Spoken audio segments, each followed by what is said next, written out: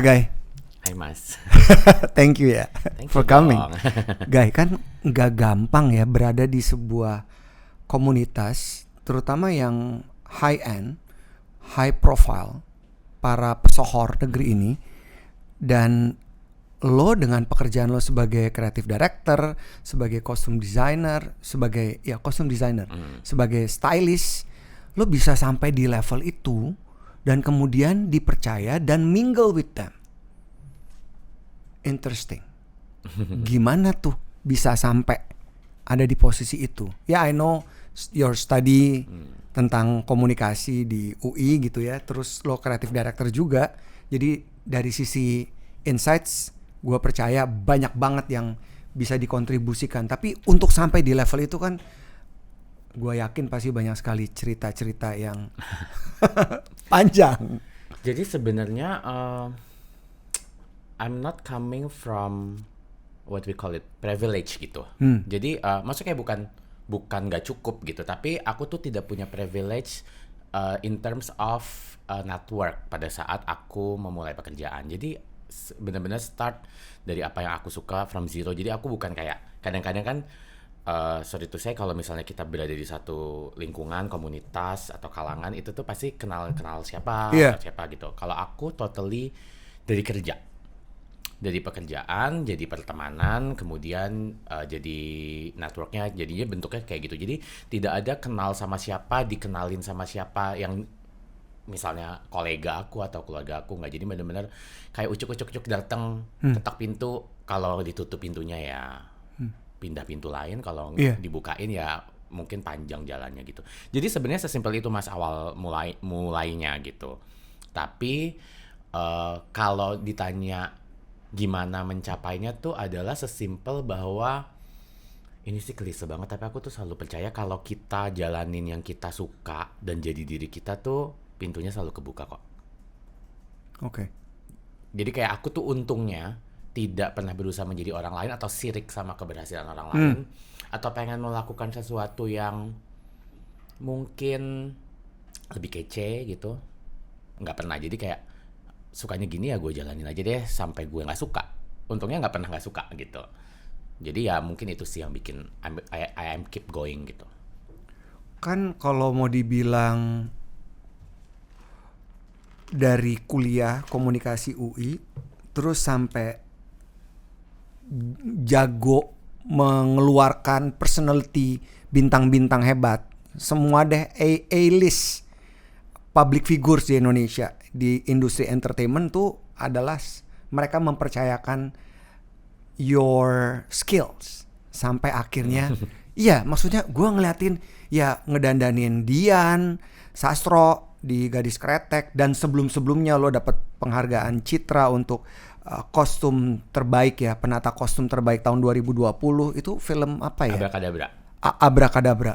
Dan perjalanan sebelumnya gitu, dan sampai sekarang. Terus yang sekarang juga ada banyak sekali artis-artis yang top list itu ada di tanganmu gitu. Pintu pertama masih inget dong pasti? Masih. Nah, gue pengen tahu itu tuh. Pintu pertamanya aku lagi duduk di kantin di kampus. Didatengin senior aku. Waktu itu dia lagi ngerjain filmnya Angga Dwi Masa Songko. Senior aku seangkatan sama Angga. Jadi kebetulan kita satu kampus, satu alma mater. Dia cerita, teman gue bilang lo katanya kreatif dan tes lo bagus. Lo mau nggak jadi asisten gue? Itu film pertama. Jadi masuk kerja itu emang aku langsung film. Tapi aku punya kecintaan pada fashion gitu. Tahun berapa itu? 2006. Oke. Film apa? Jelangkung 3. Jadi mulainya horror, bayangin nggak? Mulainya horror. Jadi itu film Jelangkung 3 waktu itu masih produksinya Rex Cinema, kantornya di Antasari, aku ingat banget. Aku syuting, pokoknya anak kecil baru. Itu aku berarti masih umur 19 tahun. Jadi sambil kuliah. Gila. Jadi pagi kuliah, terus jadi orangnya nggak apa-apa lo pagi ke kuliah dulu, atau kalau kuliahnya agak siang lo pagi ke lokasi dulu, masih gitu tuh. Oke, kemudian aku syuting beberapa kali sama dia, namanya Putih Fatima. Kemudian dia stop, dia sekarang udah nggak megang film dan styling dan lain-lain, tapi aku lanjut gitu. Nah, turning point-nya sebenarnya aku tuh selalu mikir bahwa aku tuh selalu suka fashion. Jadi dari dulu tuh kalau baca Femina, baca Bazar gitu-gitu tuh ngeliatin fashion tuh emang suka gitu. Adore Mas Bian, adore Mama Gea, Om Edo dan semua desainer Indonesia gitu. Jadi aku kayak suka gitu. Nah, one day ada sebuah film yang main Aida. Nurmala. Terus dia bilang, kayaknya kamu yakin mau syuting doang, kamu nggak mau kerja sama aku? Kata Aida. Kata Aida. Oh ya deh boleh sih, aku baru lulus kuliah. Itu aku udah lulus kuliah. Aku baru lulus kuliah. Boleh deh mbak, company-nya apa? Ya aku tuh punya apa namanya I.O. tapi juga agensi yang bergerak di PR. Dia waktu itu ceritanya gitu. Oke, ngobrol interview. Kemudian interviewnya di Sansi di coffee shop gitu, ingat banget. Habis itu udah the rest is history sih menurut aku. Jadi kayak udah masuk ke Aida, and then itu pintu yang selebar-lebarnya menurut aku ke fashion Indonesia yang nggak ada lagi selain di situ. Menurut aku bisa ketemu all the designer, all the retail brand gitu. Jadi di situ kemudian aku almost 6 tahun, 5 tahunan. Habis itu baru aku memutuskan keluar karena aku kangen syuting gitu. Karena kayak aku tuh bisa nggak ya memaintain dua-duanya, tadinya mikir gitu. Memaintain dua-duanya bisa nggak sih? Terus ada satu hari aku ingat banget Artul ngomong sama aku, lo harus pilih salah satu, lo nggak mungkin bisa jalanin dua-duanya. Klasik. Terus aku bilang, ya emang bener. prove me one day I will be in both fashion and film at the same level. Lo bilang gitu? Aku ngomongnya pede aja, pede bercanda. Oke. Sebenarnya sok, bukan yang pede gitu, sok gitu. Terus habis itu dia ngomong, baru bulan lalu kayaknya dia ngomong, gue masih ingat kata-kata lo gila ya. Dia cuma ngomong gitu. Udah, the rest is history. Oke. Tertarik pengen tahu tentang udah 5 tahun ada di fashion, terus tiba-tiba rindu film production. Kenapa? Karena gini, ini another pintu yang kebuka adalah dari 2006 itu di 2007 aku berkenalan sama seseorang yang namanya Reza Rahadian yang masih figuran. Datang figuran cuman syuting 2 scene, bersahabat dan berteman dari situ. Okay. Mulai syuting dong dia. Terus kita ada satu project, yang project ada Aida itu, ada Rezanya juga. Oke. Jadi kita ketemu lagi di satu project, jadi dekat. Kemudian ketika dia mulai sering syuting, bahasanya gitu ya, masih sering syuting, aku lagi kerja di fashion, udah mulai ada acara. Sebagai teman yang suka fashion dan ngerti fashion ceritanya gitu, dia nanya, bantuin gue dong, gue butuh baju buat ini. Ya udah. Jadi orang pertama yang aku styling itu Reza. Cuman sebagai teman yang kayaknya bisa ngenalin ke desainer atau ke brand gitu. Lama-lama aku tetap dandanin dia. Bayangin nggak sih? Sampai sekarang. Aku mulai kayak dulu misalnya aku kenal sama brand A gitu. Masih ngenalin, ada aktor baru promising banget namanya Reza Rahadian. Ini mukanya belum ada Instagram dan dia nggak punya sosial media. Jadi aku kayak, ini fotonya, filmnya ini, boleh nggak pinjem baju kamu gitu ya. Boleh guys, atau banyak yang nolak awalnya, nggak kece, maksudnya belum terkenal gitu dan lain-lain. Jadi aku mulai sama Reza dari ngenalin dia ke brand. Terus habis itu udah aku masih kerja sama Aida, jadi kayak ke mall ngasih baju ini atau minjem desainer ini. Oke, terus Reza premier atau Reza acara gitu. Sampai karena kita berhubungan terus filmnya kok film-filmnya makin bagus ya. Kangen deh syuting gitu. Karena aku tetap berhubungan baik sama orang-orang yang bekerja di film. Yeah. Gara-gara itu doang sih, Mas. Sama kangen guyupnya. Jadi kadang-kadang tuh mungkin aku kangen kekeluargaannya. Kalau film tuh kerjanya tuh kan karena kita bareng-bareng terus, jadi kayak duduk sama rendah berdiri sama tinggi gitu rasanya gitu. Nah itu kadang-kadang pada saat aku kerja di fashion itu yang aku rindukan, kayak being so rooted gitu. Nah gara-gara itu udah aku tetap dandanin Reza, jadi tetap berhubungan sama dunia film, tetap connect sama orang film. Begitu keluar timingnya tuh pas banget Habibie Ainun pecah dan Reza become a superstar. Muncullah tiba-tiba beberapa berita, ini loh fashion stylistnya Reza. Yang kita tuh gak pernah mendesain bahwa aku tuh sebagai fashion stylist. Cuman gara-gara dianya makin besar, makin gede, dan gayanya disorot pada saat itu. Mungkin pada saat itu belum terlalu banyak aktor yang agak explore gaya gitu. Nah kita tuh dari dulu emang doyan pakai kain, pakai baju ini, pakai apa. Jadi emang udah lumayan suka explore gaya gitu. Nah kebawalah aku. Ini nih orang ini nih yang stylistnya Reza. Sekarang gue jadi fashion stylist nih ceritanya. Gitu, bener-bener kayak ini sekarang gue jadi fashion stylist. Ya udahlah, nggak apa-apa kata dia gitu. Awal-awal ada orang minta stylingin aku izin sama Reza, boleh nggak Za? Beneran. Ketawa dong si Reza. Apaan sih lo gitu? Lama-lama gini, ya udah nggak apa-apa lama. Udah deh guys, lo nggak usah izin sama gue. Udah lo anggap aja it's a business, dia ngomong gitu. Jadi udah. Itu dari 2014 kali ya 2014 ke belakang gitu. Tapi ya gitu awalnya lucu banget kan ceritanya. Jadi kayak cuman teman dandanin gitu. Ada 2 yang aku dandanin dari awal, Reza sama Oka. Dua-duanya cowok. Jadi aku mulai tuh dengan cowok. Dan habis itu aku ada di film lagi, I'm Around, dandanin A, dandanin B ya. Sisanya kan pasti dari word of mouth ya. Iya. Gitu sih. Jadi ini sebenarnya bisa dibilang sebuah kebetulan yang kemudian akhirnya menjadi profesi. Aneh ya? Aneh. Aku tuh nggak pernah mikir aku jadi personal stylist. Jadi dulu tuh saya suka dandanin orang aja, tapi nggak tahu apa ya yang gue suka dan bisa membuat gue hidup gitu. Ternyata ini gitu. Mundur dari perjalanan tadi ya, pintu pertama dan sampai cerita akhirnya dikenal sebagai fashion stylist. Modal apa sih yang lo bawa sampai pintu terbuka, ada opportunity, repeat order, lagi. Apa sih modalnya? Oke, kita lupain skill. Of course, skill kan pasti orang membeli kita karena skill kita kan gitu ya. Modalnya apa ya? Modal dirimu. Kalau aku sih selalu bilang, mungkin sesimpel yang kayak tadi aku sempat bilang juga, jalanin yang kita cintai gitu, yang kita suka gitu. Nah aku tuh beruntung dapat orang tua yang nggak membatasi. Bapak ibu aku tuh dua-duanya formal banget. Yang satu akademisi, yang satu science. My mother. Oke. Yang satu science gitu. Jadi emang otak kiri banget, yang satu otak kanan banget lah, let's say, emang balance.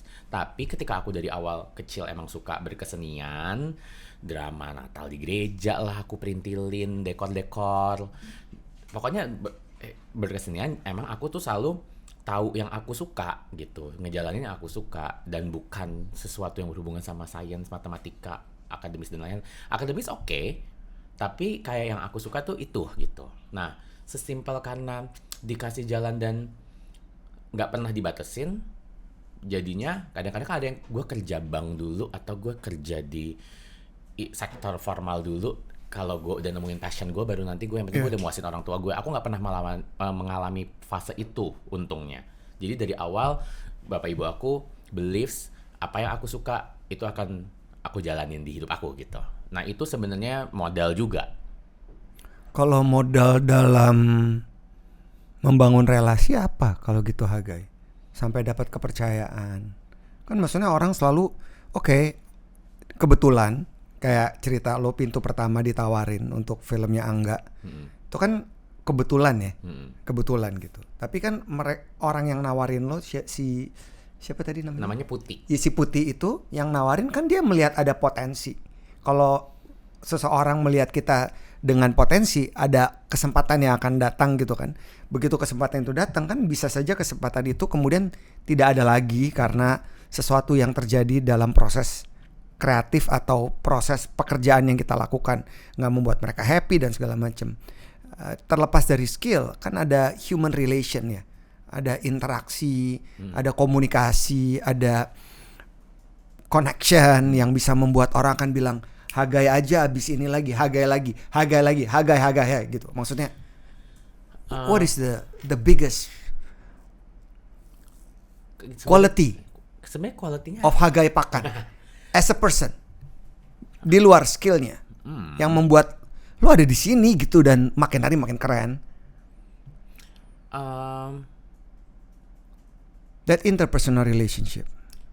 Kalau aku being true aja juga ya, being true sama gini, intinya kita nggak jadi orang lain, gak sukain yang kesukaan orang lain, jalanin apa yang kita suka. Dulu kalau dilihat kayak orang pakai kain atau pakai baju-baju yang nuansa Indonesia juga dilihatnya kuno, Mas. Iya. Tiba-tiba sekarang jadi hip banget, semua orang Indonesiaan. Tapi aku dari dulu emang suka, jadi kayak ya aku suka yang aku bikin yang aku suka aja gitu. Tapi sebenarnya kan yang paling penting adalah kita harus keep going kan. Untuk kita keep going kita harus stay relevant. Gitu. Stay relevant. Keep Kita going harus and stay relevant. Stay relevant. Kalau misalnya dan bikin sesuatu dengan tujuan baik, pun itu nanti salah, kita bikin salah. Kita juga nggak punya tujuan jahat. Salah adalah masa-masa aku di blacklist orang nggak suka, orang nggak percaya ada. Tapi aku bikin bener aja lagi, bikin bener terus. Tidak untuk membuktikan, tapi ketika bener itu jadi buah yang baik, orang tuh jadi lihat, bukan di kualitinya dia nggak kayak gitu. Ya keep going. Keep going. Konsisten gitu. Jadi tetap yang jalanin suka.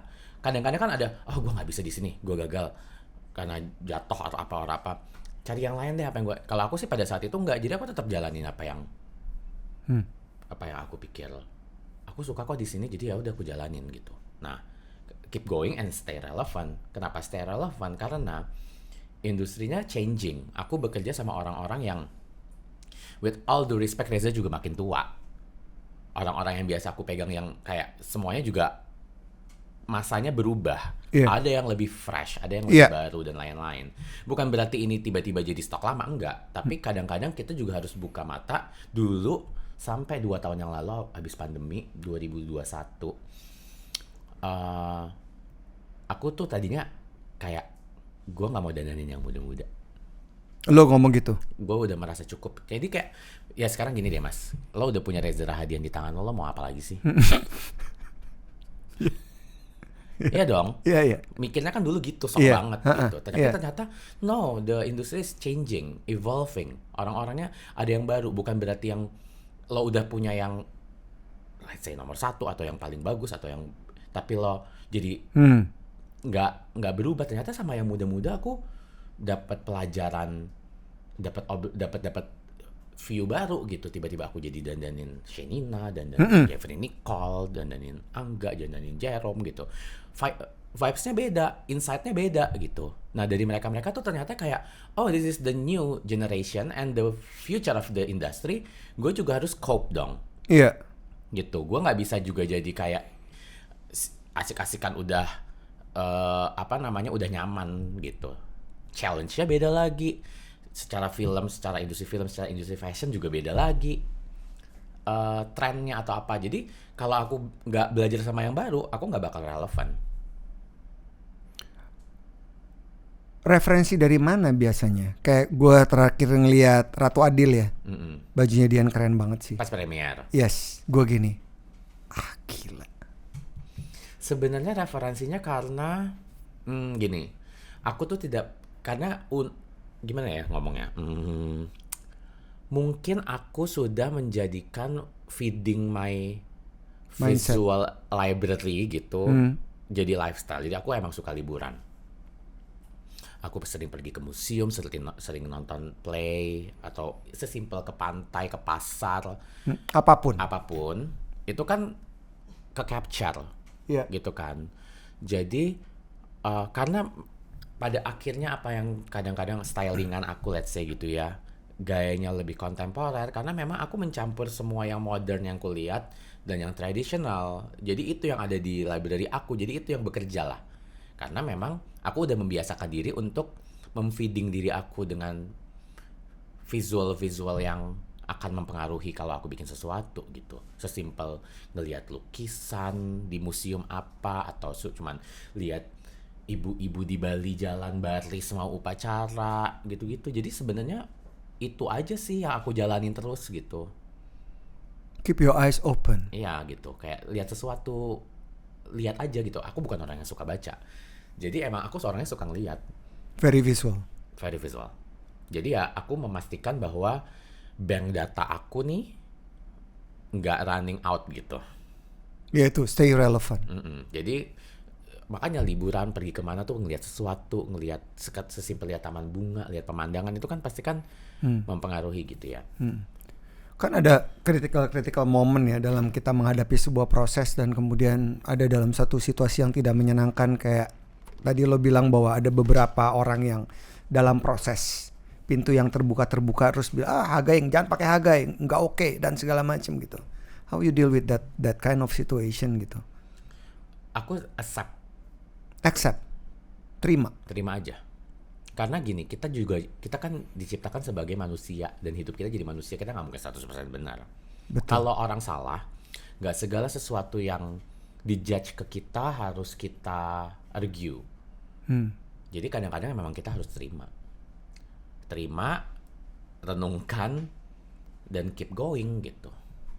Keep going untuk bikin jadi lebih benar gitu. Kadang-kadang kan itu refleksi buat kita ya. Oh ternyata yang menurut kita benar buat orang lain salah, atau kadang-kadang niat baiknya ternyata berujung buruk, tidak baik gitu. Jadi ya itu kadang-kadang ya kita mengevaluasi sendiri. Tapi yang penting adalah diterima aja. Jadi dari semua judgement, dari semua penolakan misalnya yang pernah aku terima gitu, akhirnya terbayar ke pujian-pujian dan pintu yang terbuka itu. Karena sesimpel ya kita terima aja. Nanti salah lagi ya terima aja, nggak salah juga kan jadi salah gitu. Nggak salah kan jadi salah ya. Yeah, it's not the end of the day gitu. Betul. Kadang-kadang tuh aku suka ngerasa gini, ini tuh untungnya aku bersyukur banget punya mindset ini. Jadi aku ingat banget waktu bapak aku lagi kritis sebelum meninggal, di ruang ICU aku bilang sama ibu aku, Bu, kita itu bukan orang paling tidak beruntung di dunia ini. Kita masih punya kesempatan buat memberi perawatan yang baik. Lihat deh, rumah sakit ini penuh. Jadi kita bukan satu-satunya orang yang lagi nunggu momen kritis. Jadi kayak aku selalu percaya bahwa kita bukan satu-satunya orang yang menderita di dunia ini. Semua orang suffer, semua orang struggling. Jadi selama itu aku percaya, I'm not the only one yang akan mengalami ketidakenakan ini gitu. Semua orang basically itu, kecuali aku benar-benar satu-satunya orang yang salah dan mengalami hal susah, baru aku kayak mulai mikir kenapa cuma gue yang gini. Tapi semua orang tuh mengalami hal nggak enak kok gitu. Jadi ya udah. Bagus sekali Guy punya mindset kayak gitu. Ya karena kalau aku dulu mikirnya gini Mas, kalau di dunia ini gini, manusia itu pada saat itu mindsetnya gini, manusia itu hidupnya itu siklusnya hidup dan meninggal, ujungnya meninggal. Nah ini apa sih terburuknya, aku ngomongnya gitu, ini apa sih yang paling buruk? Meninggal kan, meninggal itu tuh siklus, kita nggak bisa minta orang nggak meninggal, kecuali ada titik lain, siklus lain yang bisa kita usahakan untuk tidak terjadi. Misalnya dari kaya jadi miskin gitu, dari ya misalnya dari benar jadi rusak gitu, itu kan adalah siklus yang bisa kita arahkan untuk tidak terjadi. Tapi kalau meninggal kan nggak bisa dilawan. Ketika endingnya ini meninggal, ya udah, memang kita mungkin tugasnya menghantarkan pada titik yang emang udah jadi siklusnya Bapak pada saat itu. Jadi aku pemikirannya sesimpel itu, and we are not the only one yang mengalami masalah ini. That's beautiful. Jadi aku mindset itu aku apply aja. Jadi ketika misalnya aku melakukan kesalahan atau melakukan dapat hal nggak enak, misalnya ada pekerjaan di cancel, I'm not the only one yang merasakan dapat pekerjaan di cancel. Or berantem sama teman gitu atau sama rekan kerja, I'm not the only one juga. Keren. Jadi ya udah jalanin gitu. Karena kalau aku cuman at the end of the day, balik lagi, ketika pintu tertutup, lo yang harus make sure bahwa akan ada pintu lain yang kebuka. Cuman lo yang bisa. Unless lo diem dan lo akan bikin semua pintu tertutup buat lo gitu. Udah. Sesimpel itu aja kalau aku sih mikirnya. Gak simpel juga ya. Itu simple, jalaninnya repot. Iya. Karena kan ada pikiran, ada emosi ya, ada tubuh yang kemudian ada spirit yang kemudian nanti akan memengaruhi kita, mau dikencengin atau enggak dan segala macam. Tapi kayak misalnya kemampuan untuk punya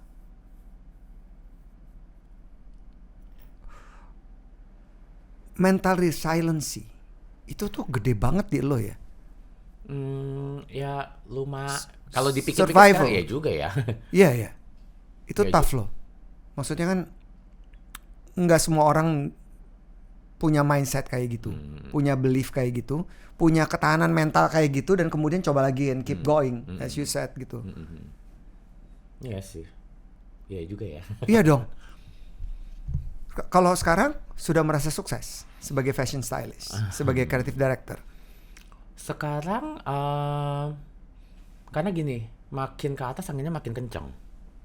Kayak aku baru mengalami fase paling stres kayaknya. Oh gitu. Karena makin banyak yang dikerjain juga gini, di posisi tertentu makin banyak yang dikerjain dan makin banyak mata yang melihat, makin berat bebannya untuk memuaskan mata-mata yang melihat itu. Itu yang bikin jadi lebih stres. Jadi kayaknya kalau aku belum bisa bilang aku sukses banget kalau aku juga masih ada struggling itu gitu. Dan makin sebesar apapun orang kreator bekerja gitu ya, ketika level up lagi, kalau kita upgrade kemampuan kita dan lain-lain kan challenge-nya beda lagi gitu. Iya. Boleh cerita nggak akhirnya pembelajaran apa yang lo dapetin Guy kemarin? Pembelajarannya adalah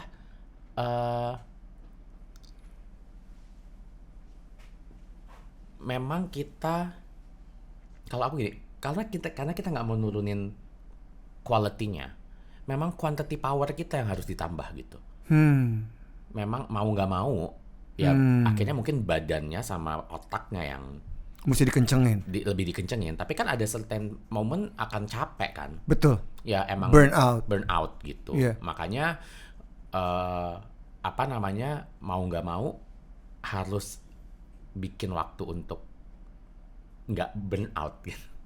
Emang harus make time buat diri kita sendiri atau buat kayak ngosongin lagi, ngecilin lagi gitu. Kalau aku tuh dulu ngebayanginnya selalu, misalnya kayak pas lagi peak, jadi bayangin gak sih Mas, dalam 2 bulan pertama di 2024 aku jalan 3 film.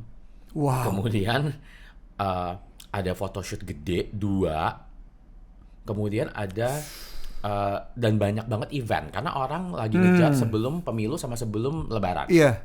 Jadi event banyak, jadi back to back. Digeber. Aku jadi bayangin dalam kayak kemarin aku cerita sama temenku, dalam 3 bulan tuh mungkin kayak total stylingan look yang aku bikin tuh udah lebih dari 100 gitu. Karena banyak gitu, karena banyak. Tapi itulah sebenarnya kan jeleknya adalah bisa ditolak. Iya. Bisa Aja ditolak, betul. Tapi kadang at same moment ini orang-orang yang pegangan aku banget, kayak the main people yang aku crafting gitu ya, yang aku pegang bersamaan eventnya. Jadi memang aku nggak bisa nolak, aku nggak punya pilihan untuk say no. Jadi memang harus dijalanin seberat apapun itu gitu. Kan waktu nggak bisa tenaga bisa kita tambahin, tapi waktu kan nggak bisa jadi 25 jam sehari. Iya. Ya kan, jadi yang harus di manage itunya gitu. Ngobrol sama lo ya Guy, kan kita nggak pernah ya ngobrol sedalam ini ya, iyalah ya. Kita high bye. Sama banget yang gue dapetin dengan apa yang lo tulis di bio Instagram lo, Art, Beauty, and Wisdom. Gue dapetin itu. Iya ya. Iya ya. Wisdomnya tebel ya. Nggak tahu ya, aku tidak merencanakan itu. Jadi sesimpel mungkin karena memang aku dibesarkan dengan level spiritual yang tinggi sama orang tua aku. I see. Gitu. Jadi untungnya aku tidak, di dalam hidup aku tidak pernah mencari gitu di tengah-tengah. Tidak pernah merasa bahwa yang gue percaya selama ini salah, atau gue perlu mencari beliefs yang baru atau mencari apa yang baru. Enggak. Jadi karena udah dipupuk kayak gitu, jadi ya udah ketanam aja sih. Jadi mungkin kalau itu dibilang jadi wisdom, jadi itu adalah tuayannya gitu. Itu adalah tuayannya gitu, hasilnya gitu. Karena ya aku sesimpel menjalani, udah jadi default aja. Waktu dapat Piala Citra buat kostum terbaik tahun 2020 ya, Abrakadabra, nggak nyangka dong bahwa itu akan dapat. Atau lo udah ngerasa kayaknya gue deh nih? Karena Kalau dilihat dari filmnya Novita, settingnya beda. kalau dilihat dari jadi ini tuh itu tuh jadi bercandaan tim-tim di lokasi. Jadi kayak Mas Iva, Om Pao, direkturnya gitu. Itu di lokasi, udah nih lo udah pasti menang gitu. Aduh, gue cuma gitu doang. Cuman memang kebetulan karya yang kita bikin adalah sesuatu yang hampir belum pernah ada. Iya. Gitu. Jadi pasti akan mencuri Festif perhatian. banget ya. Iya kan, festif, hyperrealis, malah surrealis gitu. Iya. Jadi memang secara konsep ini tuh materi yang akan jadi pertimbangan utama lah gitu. Pastinya gitu, karena bukan sesuatu yang biasa dilihat, jadi pasti akan mencuri perhatian. Jadi pada saat nominasinya keluar, aku cuman kayak harusnya gue yang menang sih. Tapi berpikirnya juga kayak sesimpel ini sesuatu karya kolaboratif yang lumayan belum pernah ada gitu. Kalau film-film yang perang, biopik, periodik gitu udah sering dibuat gitu. Tapi yang kayak gini tuh jarang. Jadi agak lumayan pede sebenarnya. Agak lumayan pede. Tapi aku tuh tetap kayak diingetin bahwa belum tentu ya gitu. Kayak aku belum tentu ya. Ini tuh bisa jadi menurut juri lo nggak make sense banget bikin kayak gini. Yang namanya film kan tetap ada bukan selera ya, tetap ada personal insight dari juri yang menilai. Iya. Ya kan? Pasti. Bahwa kayak yang bagus menurut A belum tentu bagus menurut C gitu. Jadi kayak kita harus tetap mikir bahwa sebagus-bagusnya lo bikin sesuatu, belum tentu dari 100 orang yang disuruh milih itu 100-100-nya bilang bagus. Karena bagus itu tuh relevan dan personal. Iya. Jadi kayak ada PD-nya, tapi ketika namanya dipanggil ya tetap kayak deg-degan. Terus menang Piala Maya juga dan berbagai macam kategori yang nominasi-nominasi yang lo dapetin. Itu jadi beban atau jadi energi baru? Sejujurnya. Penghargaan-penghargaan itu. Pada saat turning point di 2020 aku menang Piala Citra, itu aku bilang gitu dalam hati aku cuman bilang bahwa jangan sampai quality ini, itu kan quality ya yang dihargain gitu. Jangan sampai quality ini tuh cuman musiman gitu. Jadi kalau di stage ini gue bisa reach segini, so ketika kesempatannya lebih besar, stage-nya lebih besar, gue harus bisa reach lebih besar. Jadi aku tuh cuman bilang sama diri aku pada saat itu, gue gak pengen jadi one hit wonder. One hit wonder. Jadi cuman beruntung karena lo dapet film kayak gitu. That's it and you gone, disappear. Habis itu lo belum tentu bisa perform lagi gitu. Kalau aku cuman sesimpel itu aja. Ya masuk ke tadi harus stay relevant, keep going gitu.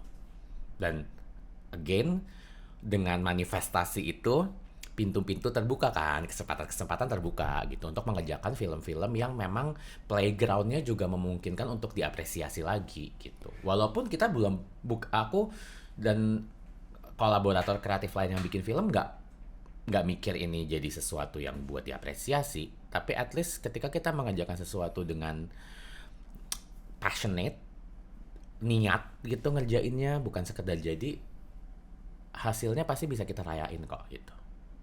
Ceritain dong bentuk keribetan dalam sebuah produksi film, dalam mengurus kostum para pemain. Itu kan continuity.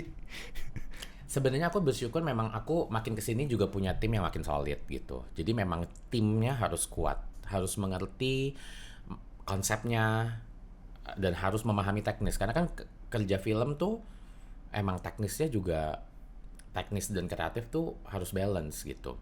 Konsepnya bagus banget, kalau eksekusi dan teknisnya berantakan nggak bakal kelihatan bagus di kamera gitu. Ribetnya sih ribet banget ya mas, kayak misalnya let's say yang paling terakhir tuh Gadis Kretek gitu, itu tuh 2 truk bajunya. 2 truk. Kamu tau mobil box gitu kan? Iya. Ya 2 mobil box gitu. 2 mobil box, Iya. Oke. 2 mobil box gede ya. Iya. Kalau mau Fuso. kayak mau pindahan gitu, ya 2 mobil Iya, box iya, iya. gitu. Itu baju only. Nah ini kan Berapa puluh orang didandanin di film itu? Semuanya. Semuanya, jadi dari yang Dian paling depan sampai mbok-mbok yang lagi jualan apa Paling yang belakang. ada di paling belakangnya dia. So total around 100 people? Or 1000 even- maybe. Karena What? kan scene-nya banyak. Oke, oh ya. Karena ya kamu Iya. yang misalnya scene stasiun aja itu ekstrasnya 500. Itu satu scene.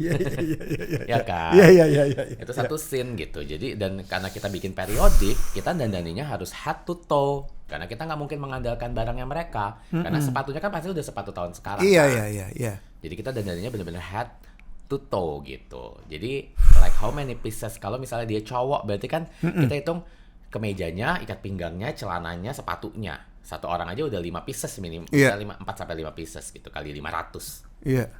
Itu aja kita harus punya 2000 barang gitu untuk mendandani. Itu baru ekstras gitu. Jadi emang lumayan ribetnya, memang kita harus punya energinya gitu. Kita harus punya energinya, tapi memang aku belajar dari prosesnya Gadis Kretek, energi sama waktunya di-provide.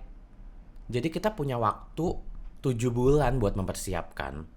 Jadi ketika orang kayak memberi apresiasi yang luar biasa dengan hasil akhirnya si bajunya Dacia, itu nyobanya lebih dari 15 kali untuk dapat that particular look.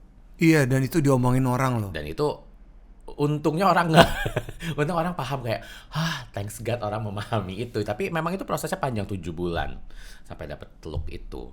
Oh ya, ceritain dong. Tertarik sekali gue pengen tahu proses 7 bulan itu sampai menemukan, oh this is the style. Iya, jadi memang dari ngobrolnya, aku pertama kali ditawarin projectnya kalau nggak salah Oktober atau September 2021. Kemudian mulai dapet kisi-kisi ceritanya sekitar Oktober. Aku udah ngobrol sama Camilla Andini karena memang kita berteman dekat. Jadi kita ngobrol, seru ya kita mau ngerjain ini, bikin apa ya gitu. Jadi ngobrol, tapi ini harus jadi sesuatu yang distintif banget nih karakternya gitu. Mulai mikir gimana. Kemudian Januari 2022 mulai dikumpulin nih semua head of department. Udah mulai table reading, baca, belum full script ya. Terus kita bikin referensi. Pokoknya Januari tuh udah mulai presentasi referensi. Kayak mereka mulai riset. Aku ingat Februari 2020 something Februari. Itu pertama kali aku ketemu dia untuk test look pertama. Dan habis itu sampai bulan Juli, tiap 2 minggu atau tiap minggu kita test look. Benerin lagi, kurang pendek kebayanya. Kayaknya kerahnya tinggiin. Ini harus lebih ngepas. Kayaknya harus jadi bener-bener kayak mau fitting baju pengantin, Mas. Kebayang dong kalau orang mau wedding tuh dari fitting baju dummy, terus dikecil apa gitu. Ini kayak nambah, bagus, tapi ternyata rambutnya nggak bagus. Tes lagi sama makeup. Rambutnya ganti, ininya ganti, warna lipstiknya ganti. Terus habis itu belum lagi baju kawinannya sendiri. Itu di workshopnya beberapa kali gitu. Jadi panjang banget prosesnya gitu. Sampai mendapatkan, kebayanya warnanya ini, dengan bahan ini, dengan potongan ini. Dan kain yang dipakai sama dia dari beratus-ratus batik yang aku bawa misalnya ya. Dia cuma bisa pakai batiknya motifnya ini sama ini. Karena memang ya kita mau ada filosofinya. Kenapa dia pakai batik motif itu gitu. Jadi itu panjang gitu. Sampai kenapa harus pakai bros ini, kenapa dia harus begini, kenapa dia harus berubah dari hitam jadi putih. Kenapa dia harus pakai baju ini ke acara ini gitu. Nah, itu tuh 7 bulan itu. Dan itu kan bukan cuma ngurusin Dian doang. In between kan ngurusin Bayu juga, ngurusin Putri juga, dan yang lain-lain juga gitu. Tapi kita harus menemukan tokoh sentralnya kayak apa supaya spektrum warna sama gaya yang di sampingnya kohesif gitu. Attention to detail berarti ya. Attention to detail karena semua orang yang kerja di tim Gadis Kretek, production design-nya, director-nya, DOP-nya emang orangnya kebetulan detail freak. Jadi emang kita tuh doyan nyiksa diri sebenarnya. Tapi puas gitu. Dan dikasih waktu. Kalau misalnya kita orang yang attention to detail tapi cuma dikasih waktu persiapan 2 bulan, kita yang gila. Betul. Jadi kayak sinetron ya. Iya kan? Ini kita punya waktu 7 bulan buat mempersiapkan. Kita nggak bisa, we cannot ask for a better working situation gitu ibaratnya. Shootingnya juga dikasih waktu in total 3 bulan gitu. Walaupun nggak sampai, hari syutingnya nggak sampai sebanyak itu ya. Tapi kan ada break dan pindah kota dan lain-lain. Tapi kita punya waktu gitu. Waktu kan yang nggak bisa diusahakan jadi lebih. Nggak gitu. bisa. Kayak gue merhatiin ini semua orang-orang dengan so-called spesialis di bidangnya, apapun itu, mereka tuh punya mata attention to detail yang sangat tinggi. Jadi mungkin itu salah satu juga requirement ya. Ya kalau kita ngomong in any given disciplines, itu kan perlu attention to detail kan, karena hal kecil aja bisa berbahaya gitu kan kalau miss, kalau ketinggalan gitu. Dan pada saat jadi mata lo tuh beda sekali ya, maksudnya cara lo melihat, cara pandang melihat sebuah objek, pakaian misalnya gitu, dan figur manusia, dan lo bisa membuat itu menjadi match antara personality seseorang dengan styling, dengan gaya untuk buat mereka. Ini kan sebenarnya bisa dibagikan kepada teman-teman kita juga gitu, gaya kayak gimana caranya seseorang dengan personality mereka yang mereka punya. Kadang-kadang kan penampilan mereka nggak match ya. Kan harusnya match ya?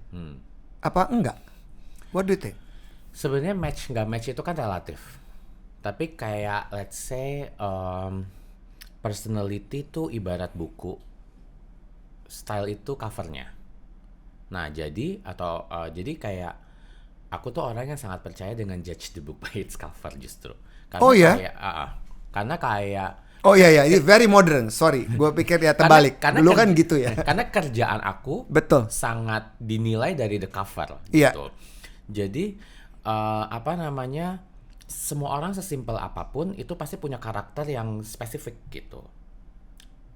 Kayak gaya tuh bukan cuman punya orang-orang di kota besar juga gitu, orang di daerah, atau bukan cuman punya public figure atau orang-orang yang di depan layar, tapi semua manusia tuh punya gaya gitu, dan itu haknya orang untuk punya gaya itu. Dan jadi penting karena kita juga sering menemukan bahwa kayak istilah obrolan-obrolan kayak ini lo banget gitu, dia selalu pakai hitam-hitam, jadi emang berbagai jenis gaya tuh emang akan diasosiasikan dengan orang-orang tertentu gitu, dan penting orang memiliki karakterisasi tersebut gitu. Nah ketika pekerjaannya berhubungan sama orang yang gayanya dilihat ribuan atau jutaan pasang mata, itu kan bebannya juga jadi besar gitu. Jangan sampai aku dandanin orang, jadi orang nggak bisa lihat karakter utamanya gara-gara aku memaksakan gaya yang bukan gayanya dia. Itu yang paling penting sebenarnya dari styling. Berarti artinya bahwa ada orang-orang profesional seperti lo, guys, yang bisa memberikan sesuatu untuk mereka dalam proses membuat cover itu menjadi menarik, semenarik isinya. Tapi di satu sisi ada juga kesempatan di mana setiap orang harus mengeluarkan karakter keunikan mereka, keunikan tadi kalimat yang lo sampaikan, kata yang lo sampaikan, keunikan ke dalam cover yang tepat. Iya. Tapi gimana caranya orang bisa dapetin itu tuh? Kan nggak semua orang Kadang-kadang kan orang prosesnya aware. beda-beda. Ya, kadang-kadang orang prosesnya beda-beda ya. Tapi sesimpel kalau dia memakai yang dia suka dan nyaman, itu akan embody dia di gayanya dia sih. Ada orang yang emang spending times cuman 5 menit keluar udah cakep, udah bagus. Tapi ada yang kayak memang doyan lama. Keluar kayak pakai segala, besok ganti lagi kalungnya, besok ganti lagi antingnya, besok ganti lagi. Ada yang gitu dan oke. Mungkin karakternya emang kayak gitu. Semua orang punya effortnya masing-masing gitu. Ada yang kayak it's just like plain t-shirt, ada yang kayak dia selalu harus streaking, ada yang kayak all the black, kayak di lemari ini cuma hitam doang gitu. Itu kan sering banget terjadi. Tapi itulah gaya orang tersebut gitu. Dan gaya kan nggak ada hubungannya sama umur ya? Atau Gaya ada? nggak ada hubungannya sama umur. Nggak ada kan ya? Maksudnya semakin kita bertambah umur, kita masih punya kebebasan untuk mengeluarkan gaya kepribadian kita dengan penampilan. Nah gaya itu juga evolve sama orangnya kan. Iya, betul. Jadi kayak grow bersama karakternya gitu. Kalau misalnya memang dia di umur 70 growingnya masih pakai rok mini gitu misalnya, nggak akan salah.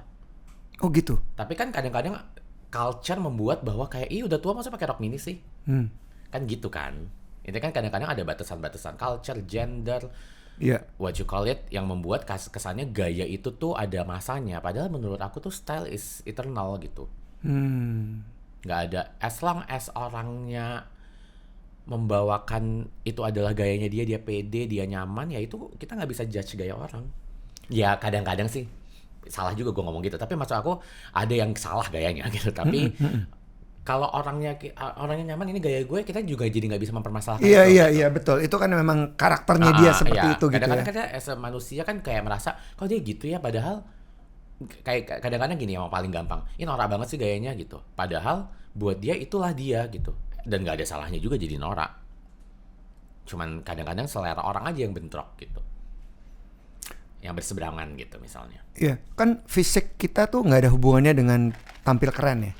Nggak Atau ada. nggak ada kan ya? Makanya kayak fisik, warna kulit, apapun itu sebenarnya nggak ada, karena semuanya akan bilang ke orangnya masing-masing gitu.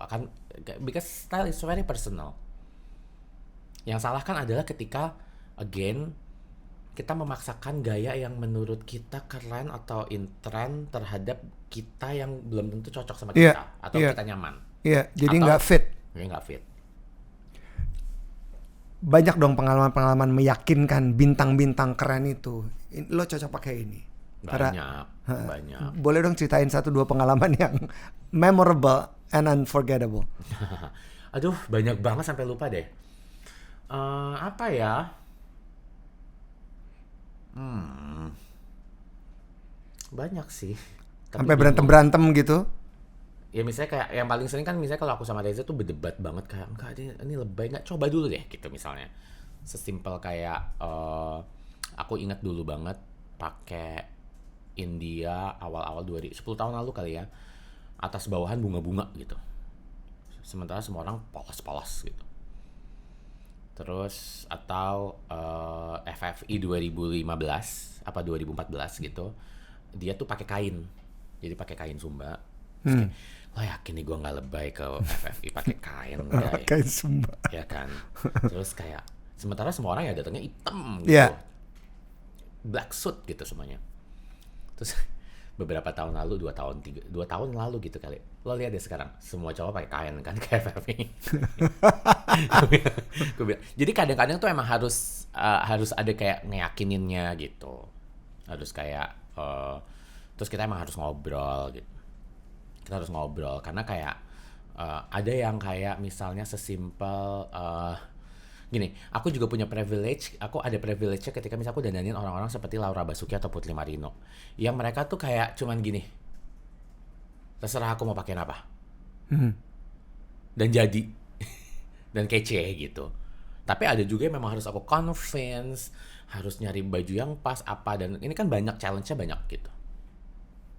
Yang paling melelahkan bagian mana sih dari proses kreatif dalam mendandani mereka? Yang paling challenging. Yang paling challenging adalah gini, karena aku kuliahnya komunikasi, jadi kadang-kadang tuh aku melihat gaya ini tuh sebagai marketing tools atau PR value. Gitu. Bener, Ya kan? itu bener dong. Ya kan? Jadi kadang-kadang mungkin orang melihat ya bahwa kayak ketika the brand getting bigger karena gayanya, karena stylenya, itu juga memang ada konsep yang dibuat. Nah, membuat konsep itu yang paling challenging gitu. Misalnya balik kayak tadi aku misalnya bandingin Laura sama Putri, ini beda, brand yang berbeda. Iya. Nah, aku punya tanggung jawab untuk membuat jangan sampai brand berbeda ini jadi kelihatan sama, walaupun bisa jadi sama.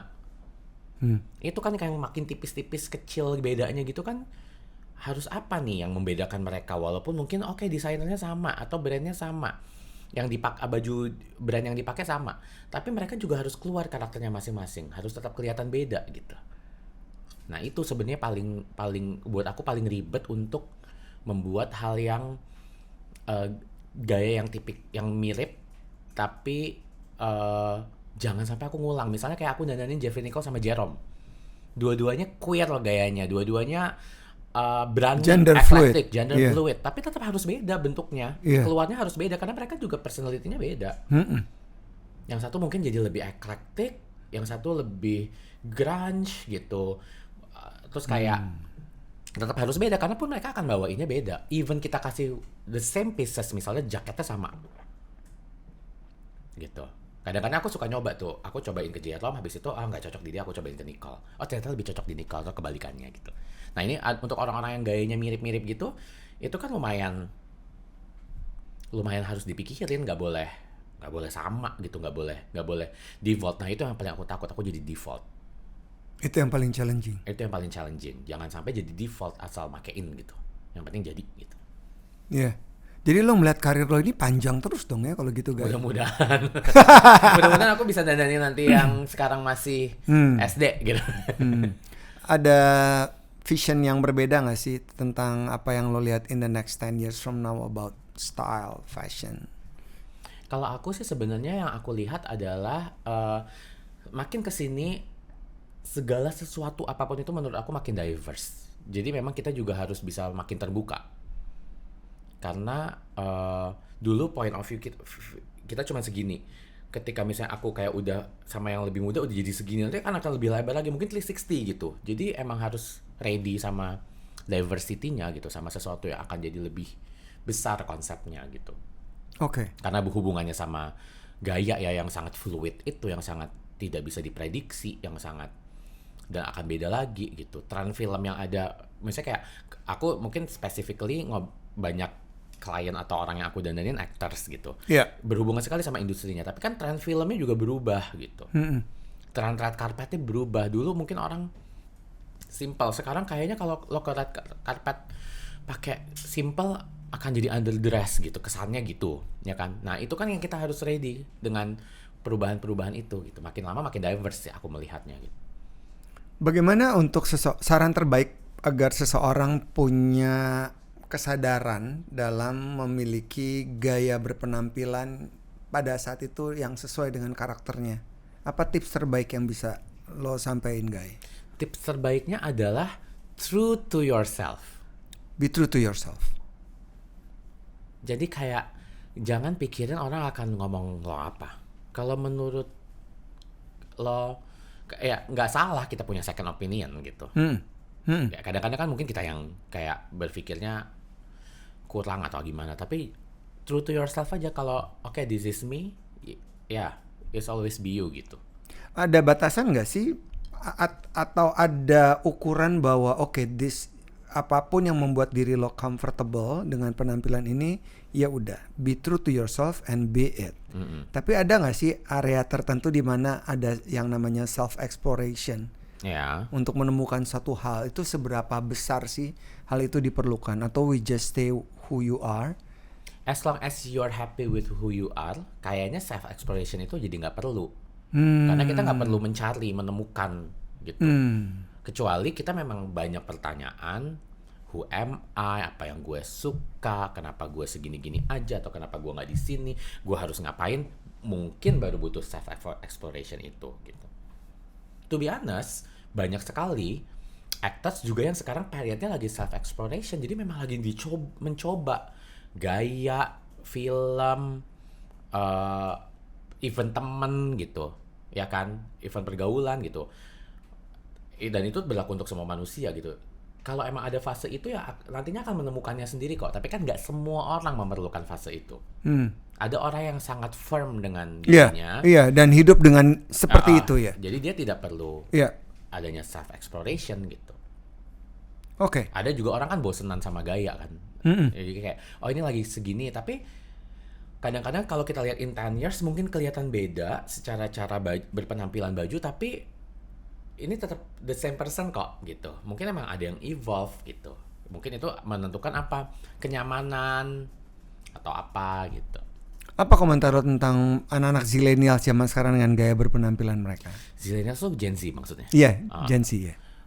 Nah itu aku belajar banget dari mereka justru. Aku belajar banget dari the young millennials yang di bawah aku pasti umurnya sama yang Gen Z, bahwa memang segala sesuatunya jadi lebih fearless gitu. Fearless. Ya, dan bedanya sekali angkatannya mereka sama angkatan aku is very judgy. Oh gitu. Aku tuh tahu banget angkatan aku tuh judgy, semua diomongin gitu. Nah angkatan mereka tuh hampir kayak nggak ngomongin orang kayaknya. Jadi semua nyaman, kayak ya udah biar itu urusan bagusnya adalah ya. I don't care, tapi kadang-kadang I don't care-nya juga bisa jadi negatif. Tapi ya kan. Tapi kadang-kadang karena lo nggak peduli, you're not minding other people business, which is good for some reason gitu. Dan itu tuh jadinya kayak semuanya kayak jadi diri sendiri dan kayak lebih berwarna kan.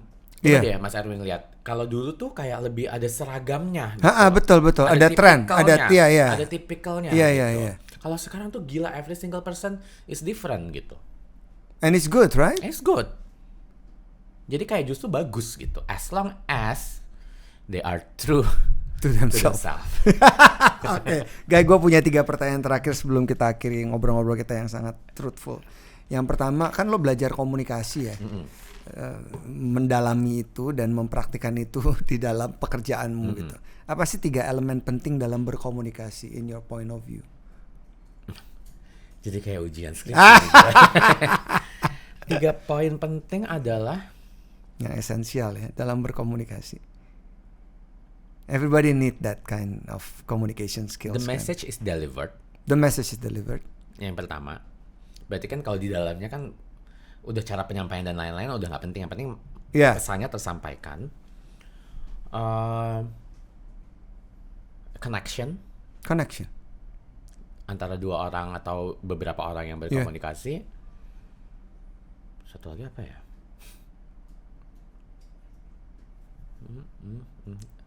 Kok gue cuma bisa 2 ya mas? Other than that apa? Bayangin lo ngomong sama klien siapa-siapa gitu. Maksudnya the message delivered, ada koneksi antara orang yang berkomunikasi, sama kalau mungkin menurut aku yang paling penting, yang penting juga gitu adalah kayak impact-nya positif gitu. Positive impact. Ya, makanya hasilnya memang hal baik gitu. Iya, karena memang komunikasi kan adalah membangun relasi masa depan,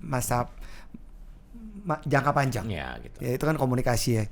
Oke, pertanyaan yang kedua. Siapakah figur, beberapa boleh, 1, 2, 3, yang menurut lo dalam berpenampilan aktor ya di Indonesia? Ini aktor. Iya, aktor atau penyanyi atau whoever.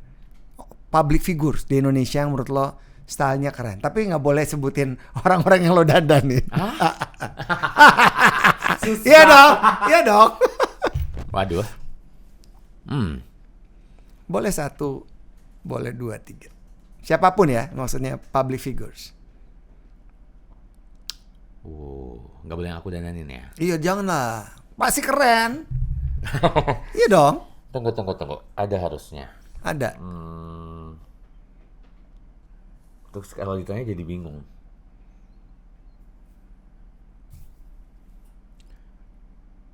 Pernah aku dandanin juga. Nggak apa-apa, asal nggak jadi your... Kayak Andin. Why? Karena dia tuh gini, dia petit, tapi dia bisa pull it off any style. Dikebayain tiba-tiba pakai baju kayak ondel-ondel, pakai apa, baju minimalis jadi, baju maksimalis jadi gitu. Dan dia bawain gitu. Dan daily personal style-nya bukan tiba-tiba jadi berlebihan ya, tetap basic, tapi ada eklektiknya gitu, ada esentriknya gitu. Oke, terakhir. Filosofi hidup yang membuat lo sampai ada di titik ini. Art, Beauty, Wisdom.